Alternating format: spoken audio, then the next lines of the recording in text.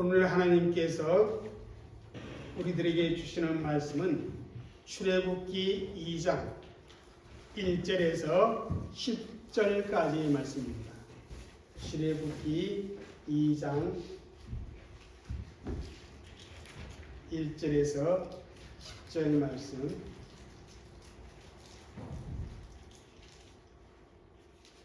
우리 함께 읽도록 하겠습니다.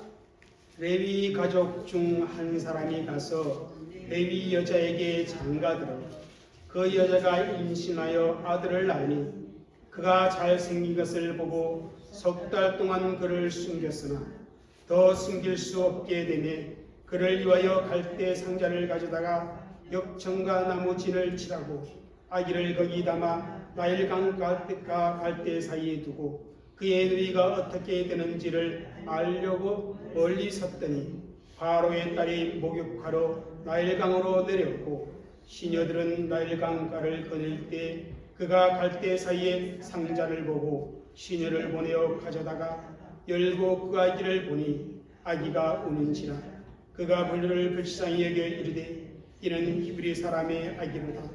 그의 누이가 바로 딸에게 이르되 내가 가서 당신을 위하여 히브리 여인 중에 유모를 불러다가 이 아기에게 젖을 먹이게 하리이까. 바로의 딸이 그에게 이르되 가라 하매 그 소녀가 가서 그 아기의 어머니를 불러오니 바로의 딸이 그에게 이르되 이 아기를 데려다가 나를 위하여 젖을 먹이라. 내가 그 싹을 주리라. 여인이 아기를 데려다가 젖을 먹이더니 그 아기가 자라면 바로의 딸에게로 데려가니 그가 그의 아들이 되니라. 그가 그의 이름을 모세라 하여 이르되 내가 그를 물에서 건져 내었음이라 하더라. 아멘. 여러분, 하나님의 구원 역사를 보게 되면 하나님은 반드시 사람을 들어 사용하고 있음을 우리는 성경과 기독교의 역사를 통해 잘 알 수가 있습니다. 이제 하나님께서는 이스라엘 백성들의 출애굽을 위해 하나님께서 준비시킨 그 사람을 이 세상에 보내게 되어집니다. 여러분, 하나님의 구속사를 진행시키는 데 있어서 반드시 필요한 일꾼이 있다라는 사실입니다. 그래서 여러분, 사람은요, 정말 사람은 중요합니다. 내가 어떤 믿음의 사람을 만나는 것은 우연이 아니라 뭐라고 할 수 있습니까? 하나님의 섭리와 계획 속에 만나는 만남이다. 그렇게 우리는 바라볼 수 있어야 합니다. 그래야만이 내가 만난 그 사람이 소중한 사람이 되어지는 것입니다. 정말 그러한 좋은 만남이 우리 모든 성도들에게 있어지시기를 주의 이름으로 축복합니다. 그리고 우리의 만남이 곧 그러한 만남이 되어지는 만남인 줄 믿습니다. 그런데 여러분, 하나님께서 하나님의 구속 역사를 위해 사람을 사용하는데 아무 사람이나 사용하지 않는다라는 사실입니다.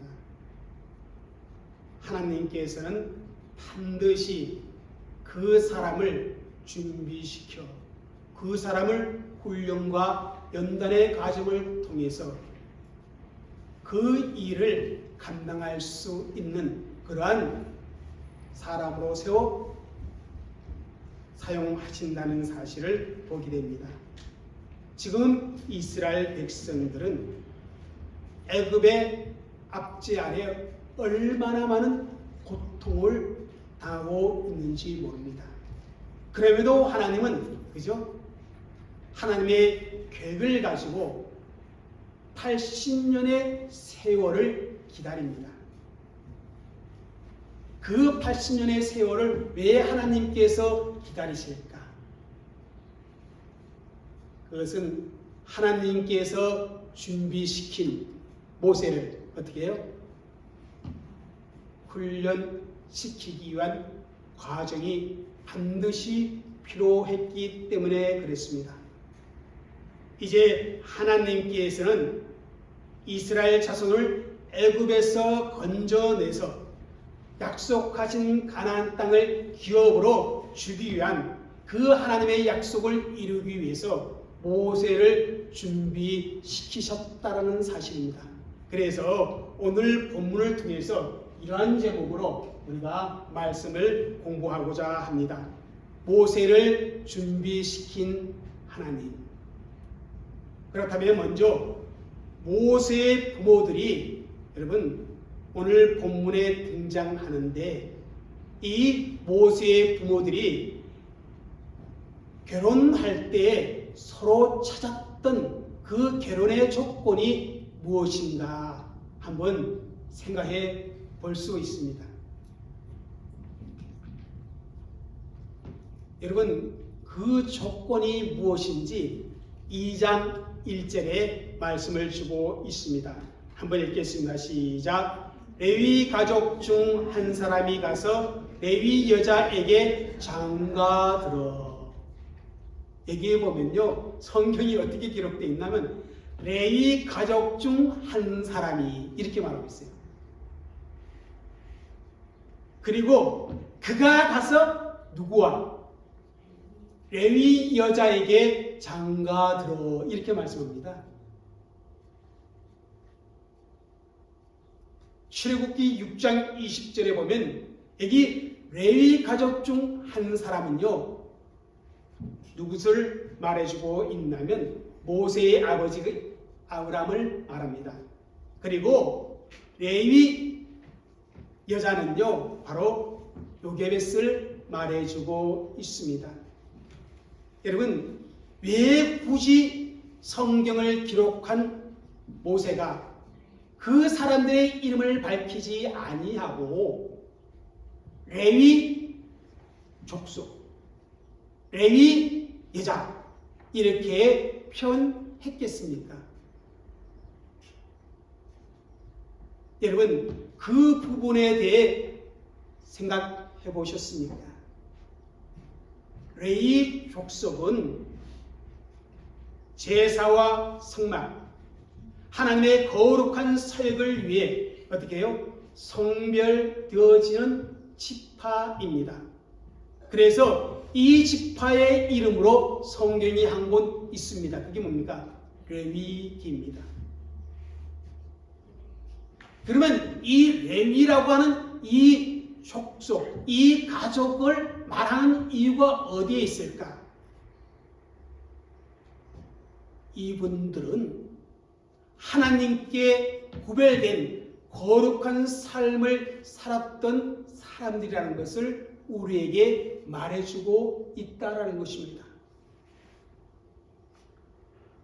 이 두 분, 아버지 아므람과 어머니 요게벳이 결혼의 조건으로 무엇을 보았는가 하면 바로 이것을 보았다라는 것입니다. 한번 읽겠습니다. 시작. 하나님을 위해 구별된 거룩함을 추구하는가 그것을 보았다는 것이에요.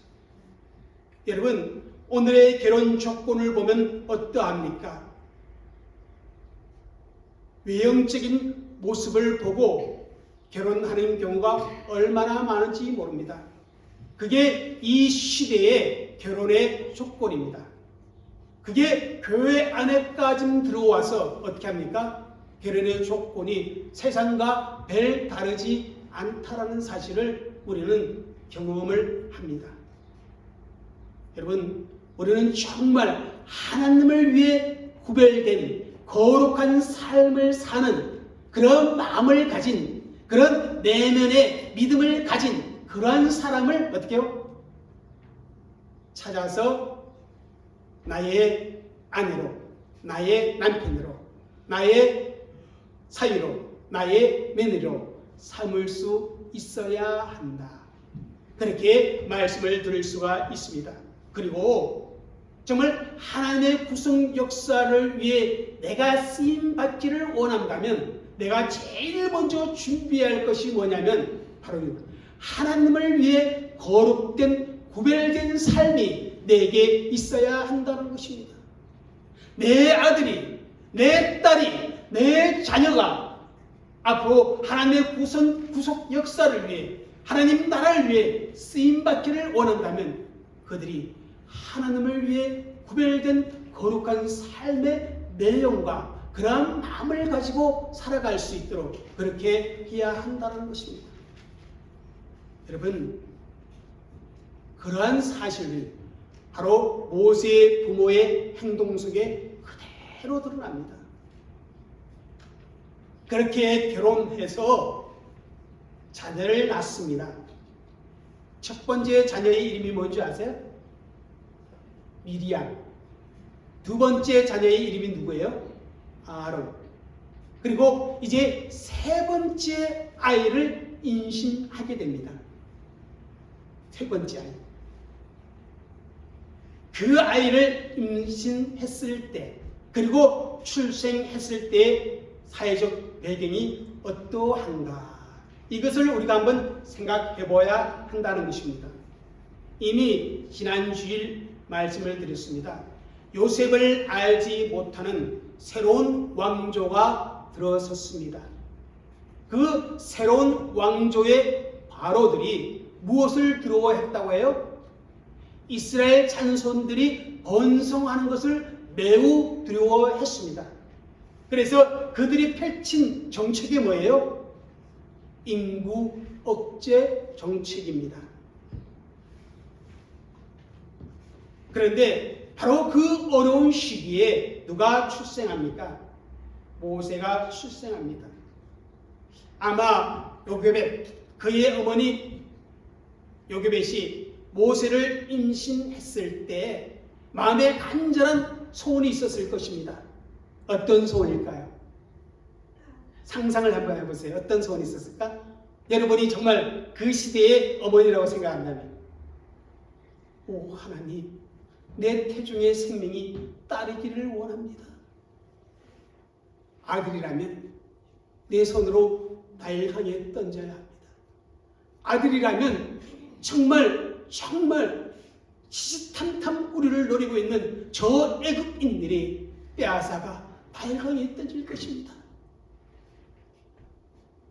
모세가요, 출생한 그 시기는 출애굽기 1장 22절에 이렇게 말씀하잖아요. 한번 읽겠습니다. 그러므로 바로가 그의 모든 백성에게 명령하여 이르되 아들이 태어나거든 너희는 그를 나일강에 던지고 딸이거든 살려두라 하였더라. 바로 이러한 시기에 모세가 출생합니다. 남자 아기가 태어나면 나일강에 던지라는 그런 바로의 준원한 명이 떨어진 그 시기에 모세가 출생합니다. 역사학자들은 그때 애굽을 지배했던 왕은 투트모세 1세라고 합니다. 그리고 모세가 태어난 연도는 BC 1526년경 그렇게 말을 하고 있습니다.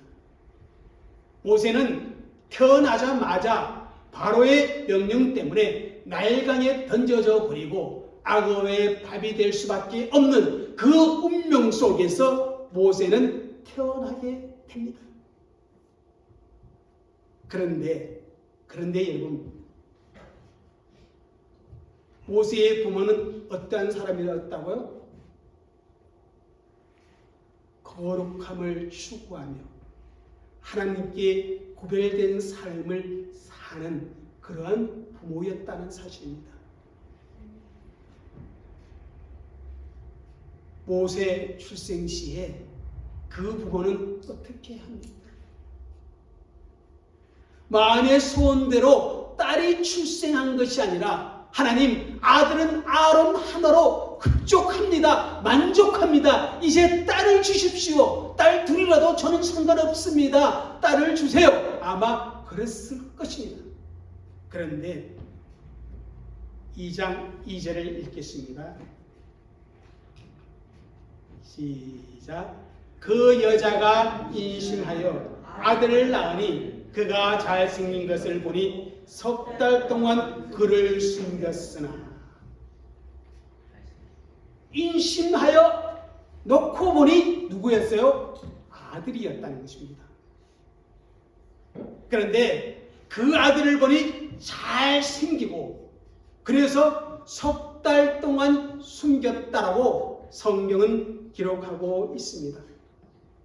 여러분 옛날 성경은 뭐라고 표현되어 있어? 준수하더라 이렇게 표현되어 있죠.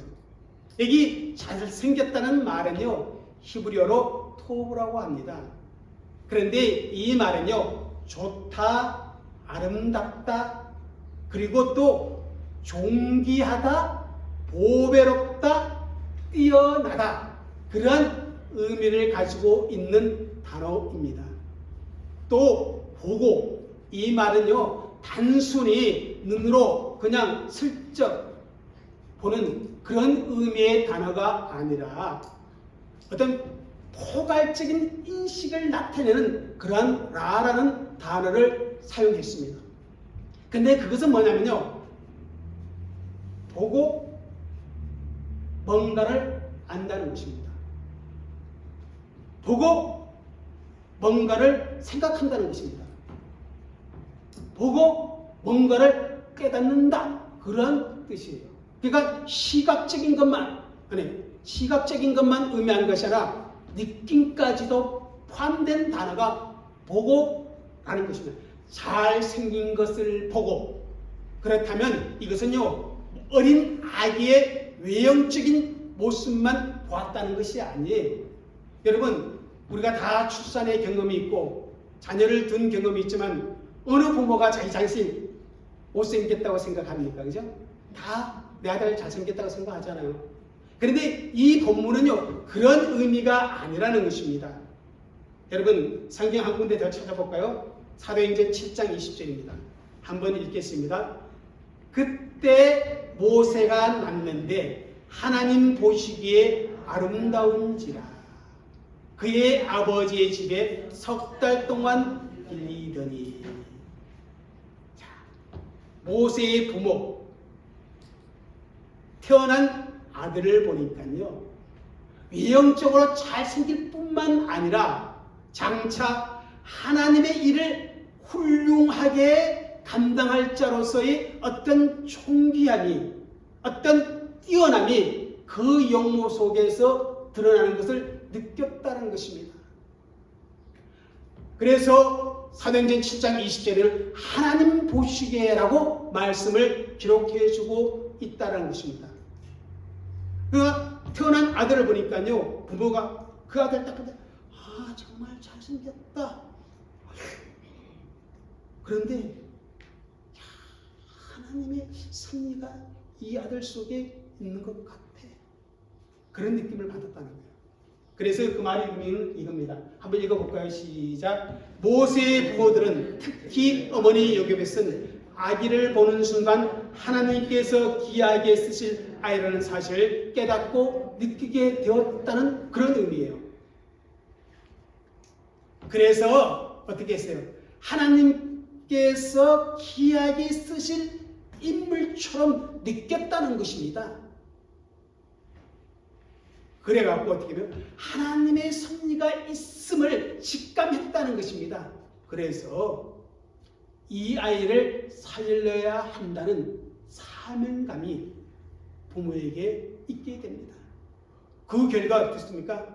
바로의 서슬퍼른 명령, 아이를 숨겨버리면 한 집안이 다 죽음을 면할 수 없는, 사랑하는 딸 미리암도 사랑하는 아들 아론도 함께 모세와 죽을 수밖에 없는 그런 상황임에도 불구하고 어떻게 해요? 아이를 날강에 던지지 아니하고 숨겨서 감추어서 석 달 동안 키웠다는 것입니다. 여러분, 하나님은요 모세의 부모로 하여금 그런 하나님의 섭리를 느끼고 깨닫도록 해서 모세의 생명을 보호하도록 역사해 주셨습니다. 이런 모습을 보면요 하나님께서는 사명을 이루기까지 그 사람을 끝까지 지켜준다는 그 사실을 발견할 수 있습니다. 이런 모세의 부모의 행동에 대해서 히브리서 11장 23절은 이렇게 말해요. 한번 읽겠습니다. 히브리서 11장 23절 시작. 믿음으로 모세가 났을 때 그 부모가 아름다운 아이임을 보고 석 달 동안 순교 임금의 명령을 무서워하지 아니하였으며. 여기서 보면 모세의 부모가 정말 구별된 거룩한 삶을 사는 세 가지의 모습을 말씀해 주고 있어요. 그게 뭐냐면 믿음의 사람이었다는 것입니다. 믿음의 사람. 그러기에 뭐요? 바로의 명을 두려워하지 않았다는 것입니다. 마지막 믿음으로 최선을 다했다는 것입니다. 여러분, 하나님을 믿는다는 것은요, 하나님을 믿기 때문에 우리가 아무것도 할 필요가 없다, 그런 의미가 결코 아니라는 것입니다. 하나님을 믿고 신뢰함으로 더욱 최선을 다하는 것이 우리의 믿음의 삶입니다. 그래서 부모는 어떻게 합니까? 아이를 석 달 동안 키웠지만은 아이가 점점 자라면서 그 울음소리가 커질 수밖에 없습니다. 석 달 동안 아기를 키웠다는 것은요, 모세의 부모 입장에서는 믿음으로 최선을 다했다는 것입니다. 그러면서 또 다른 최선을 보여줍니다. 그게 뭡니까? 갈대 상자를 가져다가 그 갈대 상자에 물이 새어 들어오지 않도록 뭡니까? 역청과 나무진을 칠하고 그 안에 아기를 담아서 나일강과 갈대 사이에 둡니다. 그리고 난 이후에 딸 미리암으로 하여금 그 갈대 상자가 어떻게 되는지를 지켜보도록 했다는 것입니다. 이러한 그들의 행동에서 여러분 무엇을 느낄 수 있습니까? 여전히 하나님을 믿는 믿음 가운데, 하나님을 신뢰하는 가운데 자신이 할 수 있는 일들을 최선을 다하고 있음을 우리에게 보여주고 있다는 것입니다. 모세의 부모는요, 이 상황 속에 하나님이 어떻게 역사하는지를 보기를 원했다는 것입니다. 여러분, 요게베스의 노래 갈대 상자 아십니까? 제가 읽어드릴 테니까 여러분 눈으로 한번 읽어보십시오. 작은 갈대 상자 물이 새지 않도록 역청과 나무진을 칠하네. 어떤 마음이었을까? 그녀의 두 눈에 눈물이 흘러 동그란 눈으로 엄마를 보고 있는 아이와 입을 맞추고 상자를 덮고 강가에 뛰며 간절히 기도했겠지. 정처 없이 강물에 흔들흔들 흘러내려가는 그 상자를 보며 눈을 감아도 보이는 아이와 눈을 맞추며 주저앉아 눈물을 흘렸겠지. 그 다음 가사 말입니다. 너의 삶의 참 주인, 너의 참 부모이신 하나님이 그 손에 너의 삶을 맡긴다. 내 삶의 참 주인, 너를 이끄시는 주 하나님, 그 손에 너의 삶을 드린다. 그가 널 구원하시리, 그가 널 이끄시리, 그가 널 사용하시리, 그가 너를 인도하시리. 얼마나 그의 어머니의 마음, 모세의 어머니의 마음을 잘 표현했는지 모릅니다. 여러분, 이것이 하나님을 믿는 믿음의 사람의 삶의 내용인 것입니다. 하나님을 신뢰하는 가운데 최선이라고 생각하는 그 길로 내 발걸음을 옮겨야 한다는 것입니다. 그때 하나님께서는 역사해 주십니다. 믿습니까? 하나님을 믿는 믿음 가운데 최선의 내용을 우리는 가지고 있어야 정말 하나님 쓰시기에 합당한 하나님 나라의 일꾼이 되어질 수가 있습니다.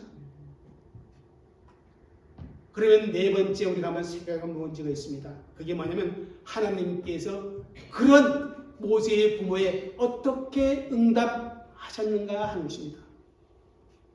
놀랍게도요, 때마침 바로의 공주가 나일강으로 나옵니다. 한번 2장 5절을 읽겠습니다. 시작.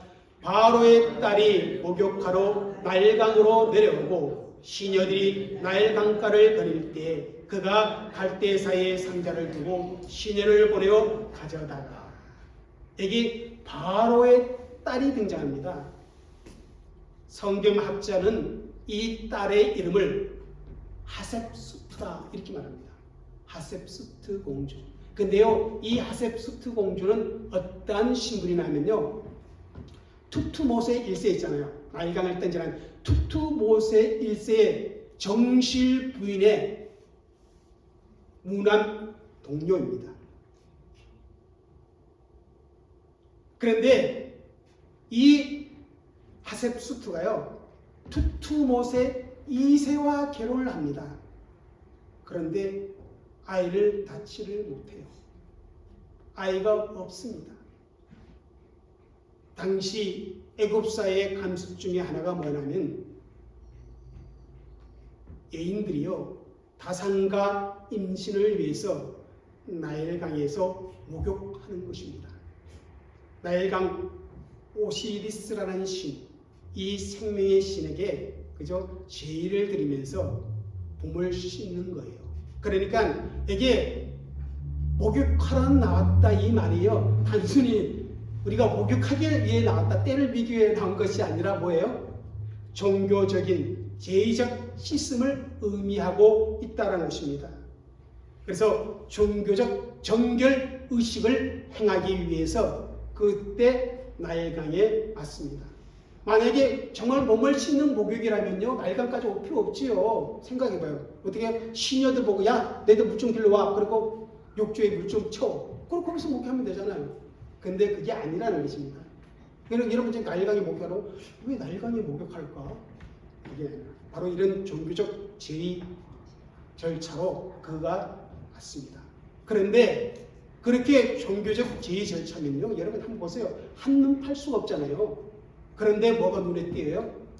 갈대 상자가 눈에 띄어요. 그리고 뭐요? 갈대 상자 눈에 띄면 그냥 쓱 지나가 버리면 되잖아요. 근데 시녀를 시켜서 가져오라 그래요. 시녀는 가서 그 갈대 상자를 가져옵니다. 그래서 어때요? 하셉수트 궁금해서 갈대 상자를 열어봅니다. 그랬더니 아기가요, 그 순간 응애 하고 우는 거예요. 여러분,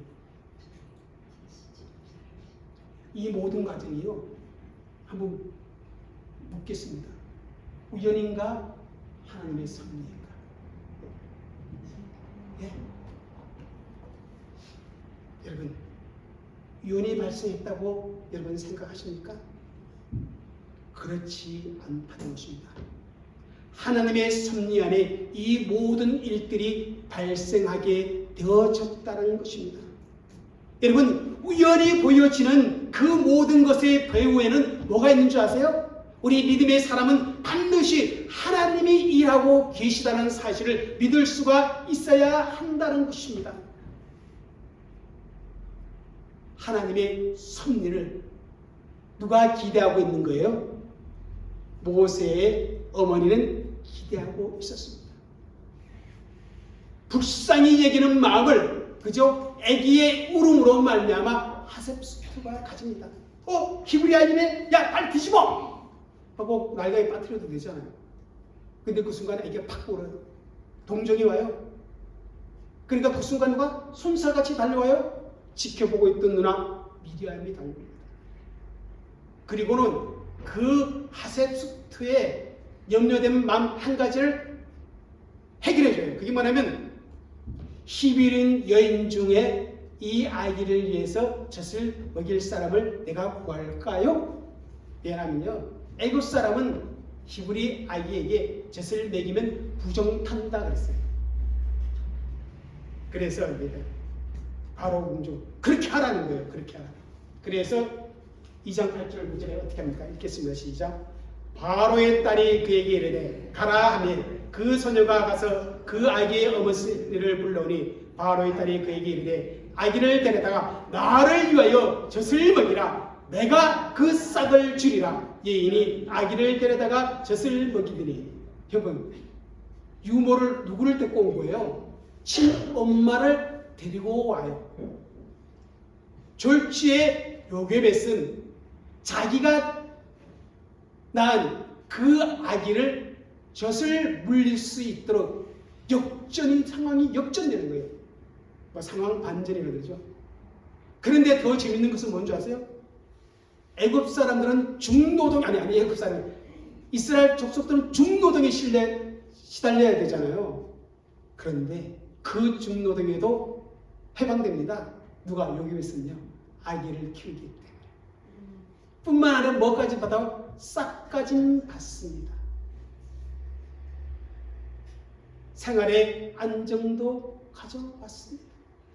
여러분 놀랍지 않습니까? 하나님을 믿는 믿음의 사람의 최선을 다한 그 행동 속에는요 이런 놀라운 하나님의 은혜가 흘러가는 겁니다. 하나님의 역사를 기대하고 하나님의 승리를 기대하고 하나님의 일하심을 믿고 나아가는 성도에게는 하나님이 그와 같은 역사가 일어난다는 사실입니다. 아마 하셉스트는요 요게벳에게 모세를 보낼 때 이미 자기의 양자 되었음을 공포했을 것입니다. 왜냐하면 어린 아이는 젖을 먹일 수 없고 어디를 던져야 돼요? 날강에 던져야 되니까요. 그런데 젖을 먹이고 키웠다는 것입니다. 여기서 이제 중요한 여섯 번째 질문을 생각해 봐야 됩니다. 요게벳이 어느 정도 모세를 양육했을 것 같습니까? 예? 젖을 뗀 후에 궁으로 데려갔다 하니까 적어도 3, 4년입니다. 자, 이 3, 4년 동안 모세의 엄마는 모세를 어떻게 양육했을까? 자, 한번 보세요. 읽겠습니다. 히브리서 11장 23절 26절 내용 시작. 믿음으로 모세는 장성하여 바로의 공주의 아들아 칭함받기를 거절하고 도리어 하나님의 백성과 함께 고난받기를 잠시 제약의 낙을 누리는 것보다 더 좋아하고 그리스도를 위하여 받는 수모를 애굽의 모든 보화보다 더 큰 재물로 여겼으니 이는 상 주심을 바라보기라. 여기 보면요 모세의 부모가요 요게벳이 아들을 양육하는데 4가지의 양육을 했습니다. 4가지. 그게 첫 번째 뭐냐면요 이겁니다. 읽겠습니다. 시작. 하나님의 언약 관계에 있는 이스라엘 자손이라는 정체성을 심어주었다는 것입니다. 너는 비록 애굽 바로의 공주의 양자로 입양되었지만 너는 하나님과의 언약 관계에 있는 이스라엘 자손이라는 그 정체성을 4년 동안 3년에서 4년 동안 계속해서 심어줬다는 것입니다. 정체성 심어주는 것 얼마나 중요한지 모릅니다. 두 번째 뭐예요? 바른 가치관을 갖도록 교육시켜 주었다는 것입니다. 물질적, 사회적 부여보다는 뭡니까? 영적 자산이 더 중요하다는 그 사실을 가르쳤어요. 바로의 공주의 아들아 칭함받기를 거절했다는 것입니다. 이 세상의 가치관이 아니라 영적인 그 가치관을 심어줬다는 것입니다. 여러분 굉장히 중요해요. 우리 자녀 양육에 있어서. 세 번째 뭔지 알죠? 이겁니다. 읽겠습니다. 시작. 사명 의식을 심어준 이 땅에 태어난 모든 사람에게는 뭐가 있어요? 그 사람에게 주어진 사명이 있다고 말하잖아요. 세상에서도. 모세의 부모는요. 모세에게 사명 의식을 심어주었습니다. 그리스도를 위하여 받는 수모를 애굽의 모든 보화보다 더 큰 재물로 여겼다는 거죠. 하나님의 백성들을 위해서, 그죠? 하나님 나라를 위해서 내가 고난받는 것을 기쁘게 감당하는 그런 사명의식을 누가 요셉의 쓴 모세에게 심어주었다는 것입니다. 마지막으로 참 중요한 겁니다. 요거 한번 볼까요? 읽겠습니다. 시작. 영혼을 준비하는 신앙심을 갖도록 양육했다는 것입니다. 이는 상 주심을 바라봄이라. 상 주시는 이를 바라봄이라. 하나님을 바라봄이라.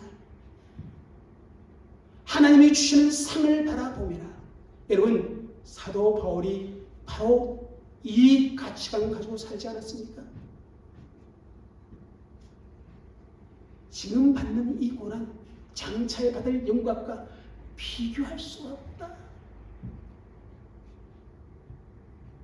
이 네 가지로 모세는 어머니 밑에 훈련받고 준비되었다는 것입니다. 준비되었어요. 그런데 마지막 우리가 살펴볼 게 있습니다. 3-4살 지나면 이제 바로의 궁으로 들어가게 됩니다. 하셉스트 아들로서 이제 궁에서 살게 됩니다. 그렇다면 우리가 바로의 궁에서 모세는 어떤 훈련을 받았을까 한번 생각해 볼 수 있습니다. 한번 보겠습니다. 사도행전 7장 22절입니다. 한번 읽겠습니다. 모세가 애굽 사람의 모든 지혜를 배워 그의 말과 하는 일들이 능하더라. 요셉의 어머니 밑에서는 그죠? 영적인 훈련을 받았습니다. 그리고 바로의 궁에 들어가서는 세상 문화 속에서 그는 지도자로서의 자질을 쌓는, 갖추는 그런 훈련을 받았다는 것입니다. 여기 보니까 모든 지혜를 배웠다는 것입니다. 그리고 뭡니까? 하는 일에 모든 것을 할 수 있는 그러한 능력 있는 자가 되었다라고 성경은 말씀해주고 있습니다. 모세가 애굽 궁중에서 받은 교육은 바로 제왕 교육입니다. 왕이 되는 교육입니다. 그 교육을 철저하게 받았습니다. 유대인 역사가 요세푸스의 말에 의하면요, 모세가 30세 때 에디오피아와의 큰 전쟁을 치를 때 대승을 거두고 애굽의 영웅으로 떠올랐다고 그렇게 기록하고 있습니다. 모세는요, 정말 훌륭한 군대 지휘관으로서, 법률가로서, 행정가로서 지도자의 자질 어디서 배웠어요? 바로 애굽의 궁중에서 배웠다는 것입니다. 여러분, 우리의 자녀들이요, 영적인 자질을 키우는 것도 매우 중요하지만 또 한편으로 이 세상에서 받는 그 훈련을 통해서 지도자의 자질을 쌓아가는 것이 얼마나 중요한지 모릅니다. 애굽의 궁전은 완전히 뭡니까? 사탄의 문화예요. 세상의 문화예요. 그래도 하나님 그 궁전 속으로 보내는 거예요. 그리고 지도자로서 자질을 쌓도록 한다는 것입니다. 우리 예수 믿는 사람들이요, 학교 교육이 너무 세속되었다고 학교 안 보면 안 돼요. 세상을 알아야 돼요. 문화를 알아야 돼요. 그래야만이 어떻게 돼요? 거기에 대처할 수 있는 능력과 그 속에서 지도력이 쌓아진다는 것입니다. 그런데 이 두 가지로 끝나는 것이 아니에요. 마지막 40년 광야 훈련, 모세에게 기다려집니다. 우리 그 부분은 이제 다음 주에 한번 살펴보고요. 오늘 모세를 준비시킨 하나님은 바로 부모 밑에 가정 교육을 통해서 신앙의 훈련을 철저히 받았고, 또 어때요? 애굽의 궁중에서 세상 문화 속에서 지도자로서의 그 훈련을 철저히 쌓았다는 사실을 성경은 오늘 우리에게 말씀해 주고 있습니다. 우리 사랑하는 모든 성도들도 정말 하나님께 쓰임 받을 수 있도록 정말 하나님 앞에 연단과 훈련을 받는, 그래서 하나님 나라를 위해 쓰임 받는 그런 성도들이 되시기를 주의 이름으로 축복합니다. 기도하겠습니다.